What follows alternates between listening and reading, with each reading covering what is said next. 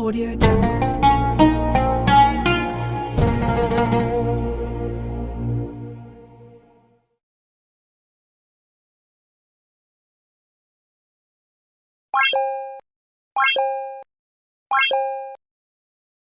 Assalamualaikum ya akhi ya ukhti.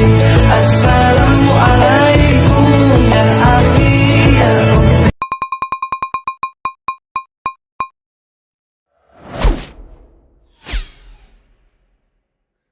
Sedekah yuk sedekah, biar hartamu berkah. Allah Maha Pemurah, pasti akan ditambah. Sedekah yuk sedekah, biar hartamu berkah. Allah Maha Pemurah, pasti akan ditambah.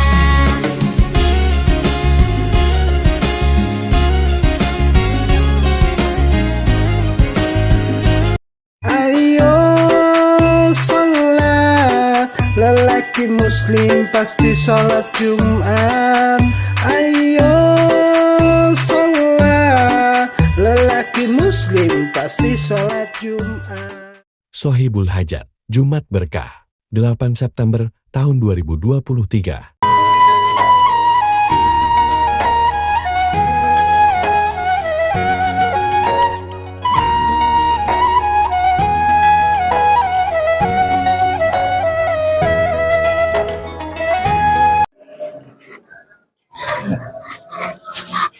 Assalamualaikum warahmatullahi wabarakatuh.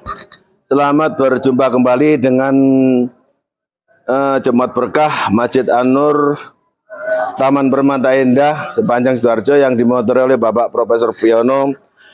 Kami mewakili segenap anggota Jumat Berkah mengucapkan terima kasih yang sebesar-besarnya kepada Bapak Haji Marzuki TPI, Bapak Profesor Amries dari Riau, Bapak Dr. Engineering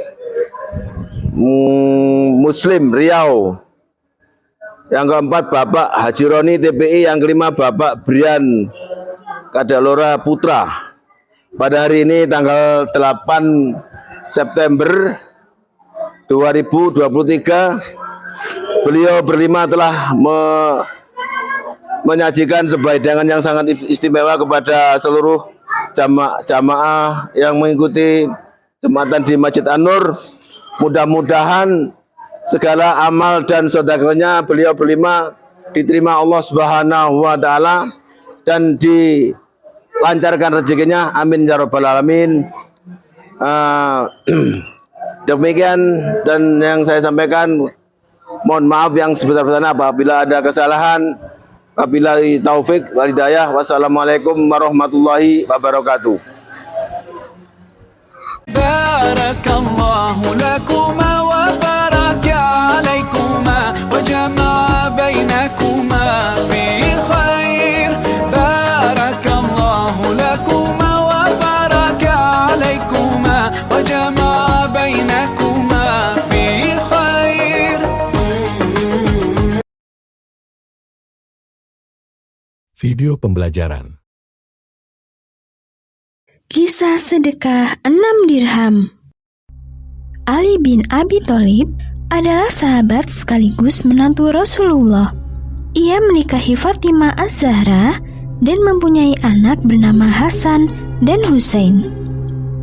Di suatu siang, ketika Fatimah sedang memintal bulu-bulu domba, Ali masuk ke rumah. Ia bertanya kepada istrinya, "Wahai wanita mulia, adakah makanan yang bisa saya makan?" Fatimah menatap suaminya lalu menggeleng. "Tidak ada makanan di rumah. Aku hanya memiliki 6 dirham dan uang itu pun akan aku gunakan untuk membeli makanan Hasan dan Husain." Ali tersenyum kepada Fatimah. Lalu ia menawarkan dirinya untuk membelikan makanan bagi anak-anaknya. "Ya sudah, kemarikan uangnya. Aku akan belikan mereka makanan." Setelah Fatimah memberikan uangnya, Ali langsung keluar rumah untuk membeli makanan. Di tengah perjalanan, Ali bertemu dengan seorang pengemis. Pengemis itu berkata, "Ya Tuan, kasihanilah kami belum makan." Ali merasa iba, kemudian memberikan semua uangnya kepada si pengemis. Tidak lama setelah itu, Ali pulang ke rumah tanpa membawa apa-apa. Fatimah heran dan bertanya kepada Ali, "Mengapa engkau pulang tanpa membawa apa-apa?" Ali menjawab, "Sesungguhnya uang yang kau berikan sudah aku sedekahkan semua kepada pengemis yang tadi aku temui." Fatimah terdiam, namun raut wajahnya sedih. Ali yang merasa bersalah memutuskan untuk pergi menuju rumah Rasulullah. Di tengah jalan, ia bertemu dengan salah seorang sahabat yang sedang menjual untanya. Laki-laki itu pun menghampiri Ali. "Wahai Ali, belilah untaku ini." Ali menggelengkan kepala. "Saya ingin membelinya, tapi saya tidak punya uang." Laki-laki itu tersenyum ramah. "Tidak apa-apa, urusan uang belakangan." Lalu Ali bertanya lagi, "Memang berapa harga yang kau tawarkan?" Dan laki-laki itu menjawab, 100 dirham. Merasa harganya tidak terlalu tinggi, Ali akhirnya menyanggupi dan membawa unta itu. Ketika ia melanjutkan perjalanan, Ali bertemu dengan laki-laki lain yang tertarik dengan untanya. Laki-laki itu bertanya, "Apakah kau berniat menjual untamu? Aku tertarik untuk membelinya." Mendengar hal itu, Ali merasa senang. "Benar, aku jual seharga 300 dirham." Orang itu pun setuju dan memberikan uang sejumlah 300 dirham kepada Ali. Selanjutnya Ali melunasi harga unta kepada orang pertama yang menjual. Selepas itu, Ali akhirnya tiba di rumah Rasulullah dan menceritakan kejadian yang barusan ia alami. Rasulullah bersabda, "Berbahagialah engkau Ali, sesungguhnya Allah telah mengganti uang yang telah kau sedekahkan." Video pembelajaran. Uang bukan segalanya, saya setuju. Uang bukan segalanya, tetapi kenyataan hidup segalanya butuh uang. Pak, uang itu tidak akan dibawa mati. Betul, saya setuju. Tapi tidak sedikit orang terasa mati kalau tidak punya uang. Pak, uang itu hanya akan menjadikan masalah. Setuju, tapi banyak masalah yang harus diselesaikan dengan uang. Pak, kalau sudah cinta, nggak ada urusan uang. Betul, tapi kalau cinta ada uang, itu lebih indah. Artinya apa? Kita bukan memandang enteng tentang uang. Yang terpenting cari uang yang sebanyak-banyaknya dengan cara yang halal, dengan cara kejujuran, dengan tidak menyalahgunakan kewenangan. Maka baru di situ dikatakan uang akan tepat berada di orang yang tepat. Maka uang itu hakikatnya akan menjadi keberkahan bagi semua umat.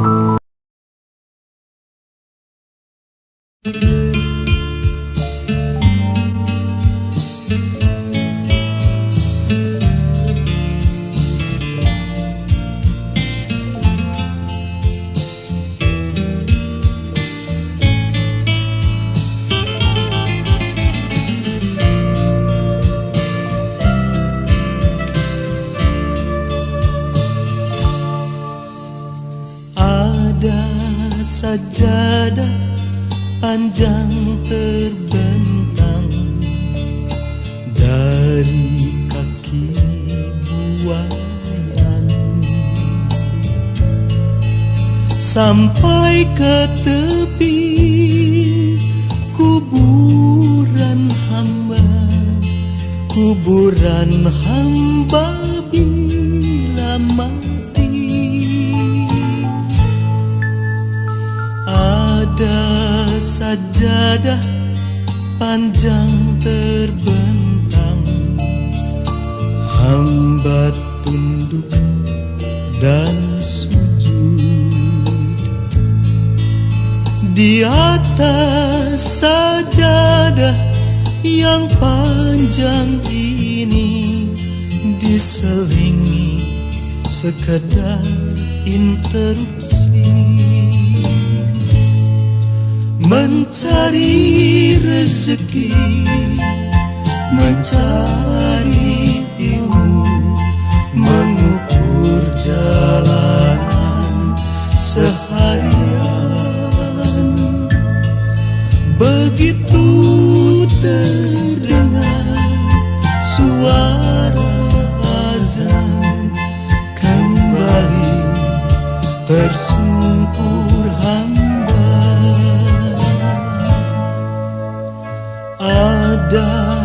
sajadah panjang terbentang, hamba tunduk dan ruku, hamba sujud tak lepas kening hamba, mengingat di kau sepenuhnya.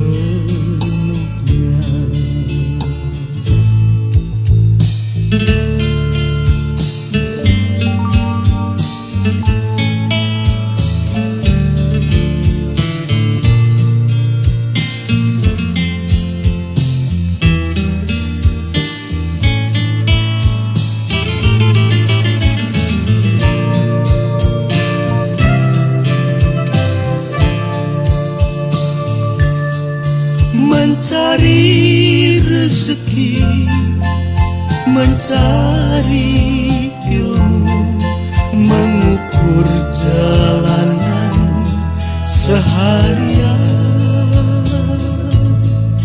Begitu terdengar suara azan, kembali tersungkur hamba. Ada sajadah panjang terbentang, hamba tunduk dan ruku, hamba sujud tak lepas kening hamba, mengingat di kau sepenuhnya, mengingat di kau sepenuhnya.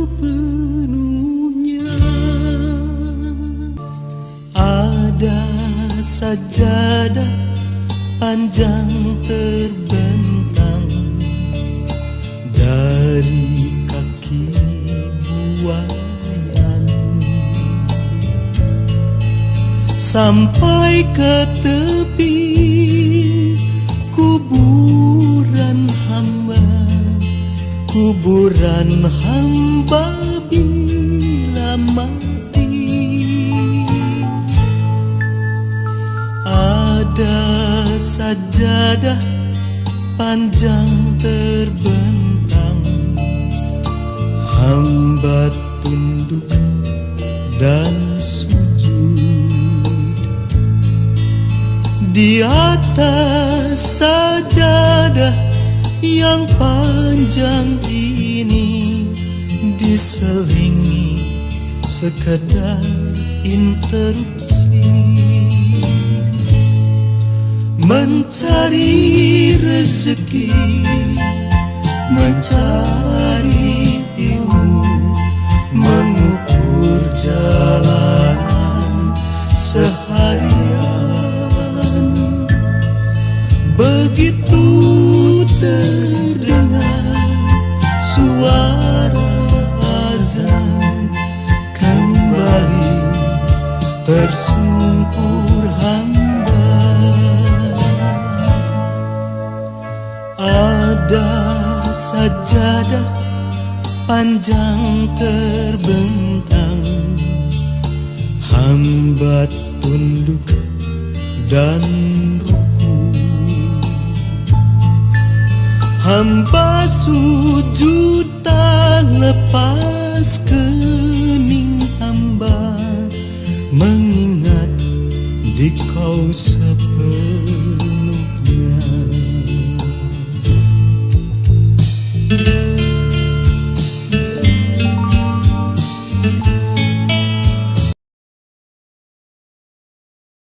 Video pembelajaran. Saya dulu dihina-hina orang. Siapa yang mau kenal sama saya? Tapi sekarang saya dielulukan orang, tidak membuat saya berubah. Dan saya maaf Pak Dedi, bukan karena saya banyak duit atau apa. Saya jalan untuk berbuat baik, tidak ada uang dari orang lain. Ini uang sedekah dari keluarga kami sendiri. Bukan kami sombong, bukan. Sedekah kami belum cukup. Kami takut sewaktu-waktu besok pagi kami udah dipanggil yang pencipta. ini belum berbuat banyak. Gitu. Saya selalu bilang sama anak-anak, berbuat banyak. Kita nggak tahu besok pagi kita dipanggil. Kita lihat saudara-saudara kita, teman-teman kita, tahu-tahu baru ketemu kita 2 hari kemudian dipanggil karena COVID. Saya bilang makanya ada uang tidak boleh sombong. Saya bilang sama anak-anak saya, ya, nggak punya duit juga nggak boleh nyolong. Saya bilang nggak banyak duit, jangan suka bohong. Udah, yang benar aja kerja, Tuhan akan kasih kehormatan. Alangkah indah orang bersedekah, dekat dengan Allah, dekat dengan surga. Takkan berkurang harta yang sedekah, akan bertambah, akan bertambah. Allah Maha Kaya yang Maha Pemurah, yang akan mengganti dan membalasnya. Allah Maha Kuasa yang Maha Perkasa, semoga akan membalas surga. Oh, indahnya saling berbagi, saling memberi karena Allah. Oh, indahnya saling menjaga, saling mengasihi karena Allah.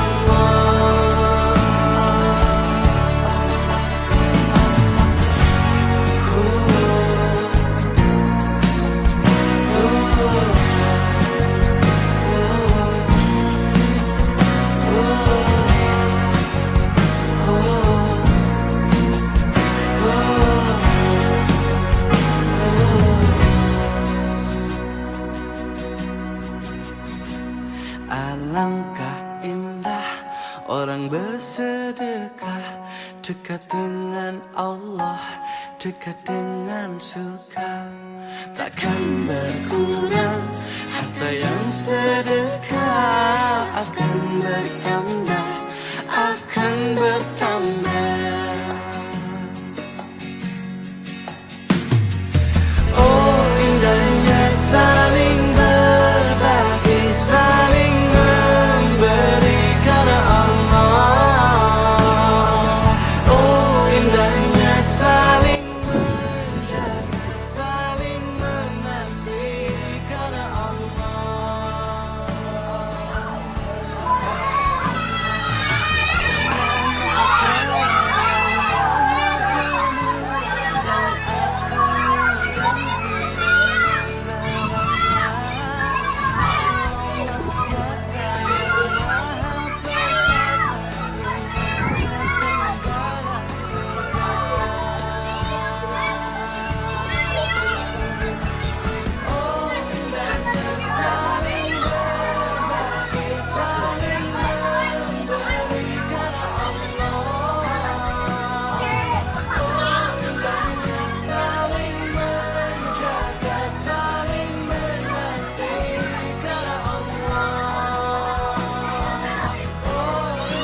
Saling berbagi, saling memberi karena Allah. Oh, indahnya saling menjaga, saling mengasihi karena Allah. Oh, indahnya saling berbagi, saling memberi karena Allah. Oh, indahnya saling menjaga, saling mengasihi karena Allah.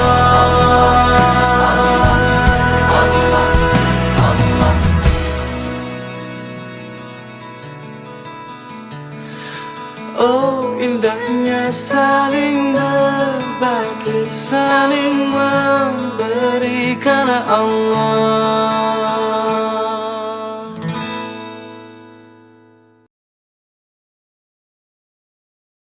Video pembelajaran. Pada waktu itu mohon maaf ya, saya menyebut merek, mohon maaf. Diambil obat, ya dok. Saya nyebut merek, mohon maaf ya, Lovenox. Obat apa itu? Obat yang dipakai untuk mengencerkan darah. biasanya diberikan pada penderita penyakit jantung, stroke, dan gangguan bekuan darah. Lovenox. Di situ tertuliskan kata apa? Porsin origin. Ada yang tahu porsin? Ada yang tahu? Nggak ada yang tahu. Berarti kalau dokter ngeresepin obat apa aja ditelan semuanya nih? Masya Allah. Porsin itu isinya Pak, babi Pak. Malah di boxnya tertulis kata-kata benar-benar bersumber dari babi. Saya bilang, waduh, berarti dok kalau antum ngeresepin porsin satu pasien, antum telan itu obatnya, kira-kira ibadah orang tersebut diterima nggak sama Allah? Diterima atau tidak? Tidak akan diterima dok. Siapa yang dipersalahkan nanti? Antum yang menuliskan resep. Satu. Diambil lagi obat yang kedua. Saya cerita latar belakang dulu ya sebelum saya terapi senyum. Diambil obat yang kedua. Pada waktu itu diambil apa? Atrapid. Apa itu? Insulin. Tulisannya apa? Human insulin. Jadi diambil dari manusia yang telah meninggal, diambil pankreasnya, insulinnya, yang menderita penyakit kanker pankreas, dibuatlah obat. Berarti dokter sudah menyuntikkan manusia ke dalam manusia. Diambil lagi obat yang ketiga. Wah, luar biasa ini dokter. Apa Ustadz ini? Diambil obat namanya analsik. Apa itu analsik? Obat untuk pusing. Ini di kalangan dokter sering resep ini nih. Isinya apa? Antalgin dan diazepam. Diazepam, makanya kalau orang minum obat ini pasti ketagihan, saya yakin. Kalau minum obat warung nggak ngefek ini. Karena kenapa? Karena mengandung diazepam. Diazepam itu apa? Narkoba Pak. Bikin kita teler. Maka itu cara nyari uang paling gampang, kasih aja resepin analsik, pasti balik lagi dia. Karena kenapa? Narkobanya bikin kecanduan. Dia mengandung diazepam. Diazepam fatwa ulama bagaimana? Haram. Diambil lagi obat batuk, kodein. Maka itu kita minum obat batuk langsung hilang batuknya karena kodein. Kodein ini ternyata derivat dari narkoba. Berarti dokter sudah ngeresepin narkoba. Diambil semua obat sirup di depan saya, lihat dok, lihat semuanya. Ada nggak yang tidak mengandung alkohol? Semuanya mengandung alkohol. Sampai saya pikir, Masya Allah, berapa ribu pasien yang telah saya resepkan obat-obatan haram tersebut. Ini yang menjadi kegelisahan saya Pak. Maka itu saya beda haluan, kemudian belajar hadis, walaupun gak lulus-lulus biarin, gak apa-apa.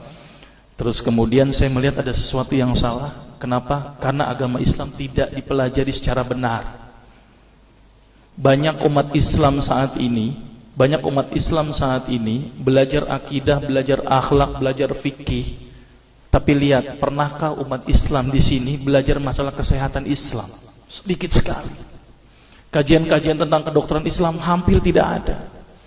Makanya tidak heran sekarang umat Islam yang notabene hebat menurut saya katanya, tapi ternyata banyak yang sakit karena dilupakan aspek ini. Mudah-mudahan ini menjadi awalan kita untuk mengkaji, karena kajian ini rutin Pak.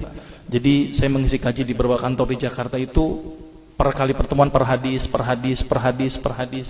Dan itu berhubungan dengan masalah kesehatan semuanya. Jadi ternyata Allah ini menurunkan ibadah, memerintahkan kita untuk sholat, puasa, tahajud, semuanya ini bukan untuk kepentingan Allah Pak. Allah nggak butuh sholat kita, Allah tidak butuh puasa kita. Ternyata Allah menurunkan ibadah adalah bentuk rasa sayang Allah kepada barang ciptaannya, yaitu manusia. Seperti halnya orang menciptakan motor, mobil, maka di maintenance itu dengan adanya servis. Maka Allah juga memaintenance barang ciptaannya, yaitu manusia, dengan servis. Servis yang dilakukan adalah dengan ibadah. Jadi kalau seandainya kita tidak melakukan ibadah, sama aja tidak mau servis diri kita sendiri. Saya akan terangkan ternyata semua amalan yang dicontohkan Rasul itu bermanfaat dari sisi kesehatan. Saya akan mulai nanti dengan terapi senyum ya. Ini lewat saja. Ini saya mohon maaf nyebutin obat-obatannya, mohon maaf ya. Ini juga mengandung plasenta. Plasenta itu ari-ari ya. Jadi di luar negeri itu ari-ari dipakai obat Pak. Kalau di Indonesia diapain Pak? Dikubur, kadang-kadang pakai apa? Kaca, pulpen, buku, kadang-kadang pakai kurungan ayam. Kreatif, tapi kreatif nggak benar. Gitu ya. Di sana ini obat Lovenox namanya ya. Jadi bersumber babi. Ini yang mengandung narkoba. Wah, dulu tuh saya kalau jadi dokter gila-gilaan pengasih narkoba, Pak. Setiap ibu hamil, setiap ibu datang dengan bawa anak kecil, itu anak kecil pasti saya kasih narkoba, Pak. Kenapa? Karena ibu-ibu paling seneng kalau anaknya datang terus kemudian tidur pules. Wah, seneng banget tuh ibu-ibu. Apalagi obatnya yang tokcer, paling seneng itu orang. Maka itu saya kalau ngasih obat antibiotik dulu nggak namanya amoksisilin, ampicillin, nggak level buat saya. Apa yang saya kasih? Cefalosporin. Obat turun demam aja nggak ngefek, menurut saya cuma 500 mg, Pak, 650. Dan selalu anak kecil datang kan alasannya takut kejang. Selalu saya tambahkan apa ini, Pak? Luminal. Saya dulu bandar narkoba, Pak, tapi legal, resep. Makanya itu saya banyak dosa ini. Mudah-mudahan ini bisa menembus dosa saya nanti di akhirat. Ya, ini insulin ya. Ini kosmetik yang salah satu kriteria orang yang sukses itu adalah orang yang punya self-efficacy tinggi. Yuk kita tes tingkat self-efficacy kamu. Aku akan kasih 4 pernyataan dan 4 pilihan jawaban. Kamu boleh pilih berdasarkan pilihan yang paling menggambarkan diri kamu ya. Sebelumnya aku kasih dulu tata cara penghitungan skornya. Oke, ke pernyataan pertama. Dalam situasi sulit, kamu cenderung tenang dan kamu merasa bahwa kamu mampu untuk mengatasinya. Kedua, dalam situasi sulit juga, kamu tetap memiliki banyak ide. Jadi kamu nggak stuck dan bisa nyelesain semuanya sendiri. Dan yang ketiga, saat kamu berada di situasi yang tidak terduga, kamu juga mampu mengatasi hal tersebut. Dan yang keempat, saat ada orang menentang kamu dan tujuan hidup kamu tetap pede dan tetap mau menggapai tujuan hidup tersebut. Kalau skor kamu berada di atas angka 8, itu tandanya kamu masih memiliki self-efficacy yang rendah tuh. Uangnya aja medit-medit nemen, aja pelit-pelit nemen. Dawuhipun Kanjeng Nabi Muhammad sallallahu alaihi wasallam, loh, aku ya omonganku senajan kasar ini enek dalile loh. Al jahilus sahiyu ahabbu ilallah min abidin bakhilin. Wong bodho pekok ora ngerti apa-apa tapi loman iki luweh ditresnani Gusti Allah daripada sregep ibadah bendina sujud jamaah ya trep tapi pelite kliwat mledinge kliwat gegem entut ora mambu. Wonge teko. Tugas kita itu hanya mengangkat tangan, biarkan nanti Allah yang turun tangan. Teman-teman jangan pernah kecewa dengan apapun yang datang dalam kehidupan kita. Kadang-kadang kita perlu ngerasain sesuatu yang gak enak dalam hidup kita. Kenapa? Karena ada orang yang ditempa. Kenapa? Karena Allah sedang tempatkan dia pada posisi yang terbaik. Nikmati saja semua proses yang gak enak dalam hidup kita. Karena biasanya setelah sesuatu yang gak enak itu akan datang kebaikan. Maka jawaban yang bisa menguatkan kita apa? Doa. Doa itu seperti payung. Payung itu tidak bisa membuat hujan itu berhenti, tapi setidaknya dengan payung tubuhmu akan terlindungi dari derasnya hujan itu. Doa tidak membuat masalah hilang dalam hidup kita, tapi setidaknya doa bisa membuat hatimu tenang ketika masalah datang dalam kehidupan kita. Ya, Ustaz, gimana ya, aku tuh udah pernah punya masa lalu yang buruk gitu. Terus sekarang ngerasa jadi beban banget gitu. Ya sudah, itu kan sudah terjadi kan. Kita kan nggak bisa balik lagi ke sana gitu. Jangan selalu melihat orang di masa lalunya, karena setiap orang punya harapan dengan masa depannya. Coba lihatlah filosofi kaca mobil. Kenapa kaca mobil itu bagian depan lebih besar daripada spion bagian samping? Kenapa coba? Karena kaca bagian depan untuk lihat ke depan dan itu besar, sedangkan spion bagian samping untuk lihat ke belakang dan itu kecil. Maksudnya apa? Apa yang sedang kita hadirkan di depan itu jauh lebih besar dibanding apa yang sudah terjadi di belakang. Jangan gelisah dengan masa lalu, jangan takut dengan masa depan. Bersyukurlah dengan hari ini, karena engkau hidup di hari ini. Astagfirullah for my past, Bismillah for my future, Alhamdulillah for my present. Itu akan jauh lebih menenangkan bagi hati kita. Kalau itu memang tidak ditakdirkan menjadi milik kita, mau kita tarik hal tersebut dengan rantai kapal sekalipun, dia tidak akan datang pada kita. Tapi kalau memang hal tersebut sudah ditakdirkan menjadi milik kita, mau kita tarik dengan sehelai rambut pun, dia akan tetap datang pada kita. Kita tidak bisa memaksa untuk semuanya menjadi milik kita. Makanya belajarlah menerima kekalahan. Karena dengan kita belajar menerima kekalahan, itu adalah jalan terbaik untuk menjadi seorang pemenang. Ini teori self-preservation. Apa enggak boleh, Pak? Kita punya hobi, punya kesenangan, ingin kaya, ingin kepuasan tertentu, boleh. Cuma hati-hati melampiaskannya. Self-preservation itu melestarikan dirinya sendiri. Biar hidupmu enak, hidupmu nyaman, hidupmu bahagia. Hakmu untuk makan enak, hakmu untuk tidur nyenyak, hakmu untuk seneng-seneng, ya self-preservation itu. Tapi kayak Epikuros kemarin, jangan sampai kontraproduktif. Maunya seneng-seneng, akhirnya susah. Kayak yang minum oplosan itu kan, maunya seneng-seneng, tapi akhirnya wallahu a'lam bishawab. Innalillahi. Nah, itu kontraproduktif namanya.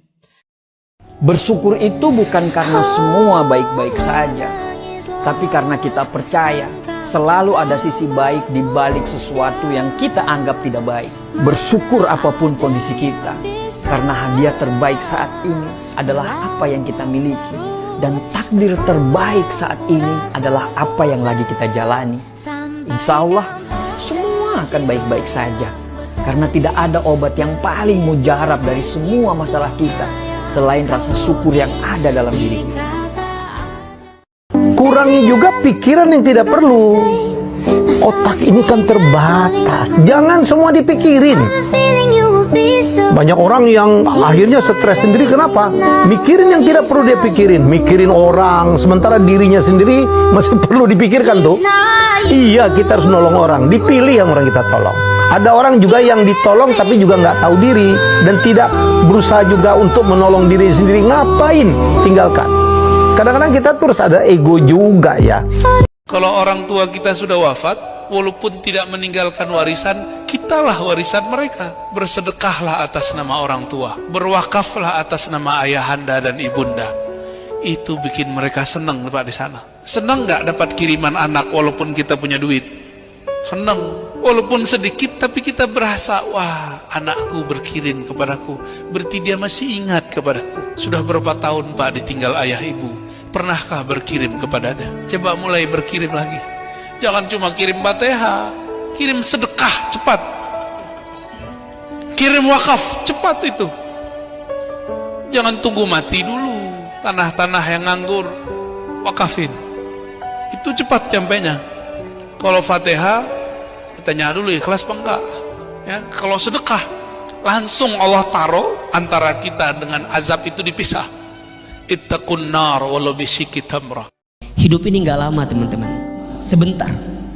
Kullu nafsin dha'iqatul maut. Setiap yang bernyawa, setiap yang bernafas, pasti dia akan berjumpa dengan yang namanya kematian.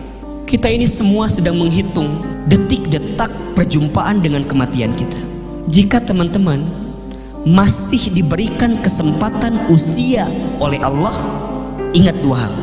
Satu, boleh jadi karena amal kita masih sedikit sehingga Allah berikan usia kepada kita agar di sisa usia kita memperbanyak amal kita. Atau yang kedua, boleh jadi karena dosa kita banyak sehingga Allah berikan usia kepada kita agar di sisa usia ini kita memperbanyak bertaubat kepada Allah Subhanahu wa taala. Mudah-mudahan kita berteman di dunia, kelak kita pun semua berkumpul di surganya. Jangan pernah takut memberi untuk orang tua. Tidak akan pernah habis harta yang diberikan kepada orang tua kita. Dan tidak akan pernah miskin seorang anak yang memuliakan orang tuanya. Tidak akan pernah miskin seorang anak yang membahagiakan orang tuanya. Tidak akan pernah miskin seorang anak yang menghadirkan senyuman di wajah orang tuanya. Wabil khusus ibunya. Rezeki itu sudah tertakar, tak mungkin tertukar. Sejauh apapun teman-teman berlari, kalau itu bukan rezeki buat kita, gak akan pernah menjadi milik kita.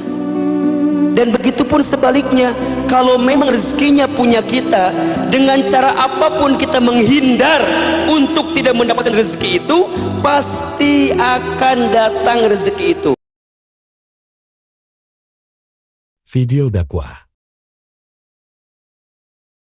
Rasulullah Shallallahu Alaihi Wasallam mengatakan, Inna lillahi aqwaman yakhtasuhum bin ni'am limana fi'il ibad. Allah itu ternyata memiliki orang-orang yang Allah pilih untuk Allah berikan nikmat kepada mereka selama limana fi'il ibad, selama orang-orang yang Allah berikan nikmat itu terus memberikan manfaat kepada orang-orang di sekitarnya.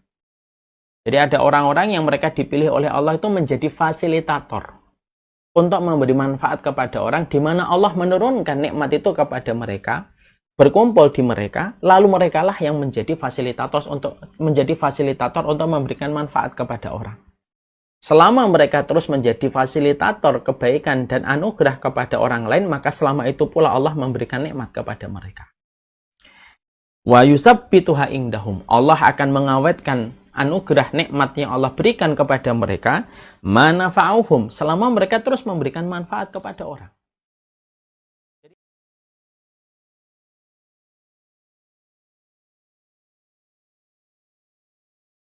Ada saudara-saudara kita yang diuji Allah Ta'ala dengan harta, ada yang diuji dengan kuasa, ada yang diuji dengan sehat, tapi ada juga yang diuji dengan sakit. Berobat dengan medis, sudah. Berobat dengan herbal, sudah. Berobat dengan ruqyah, sudah. Berobat dengan doa, sudah.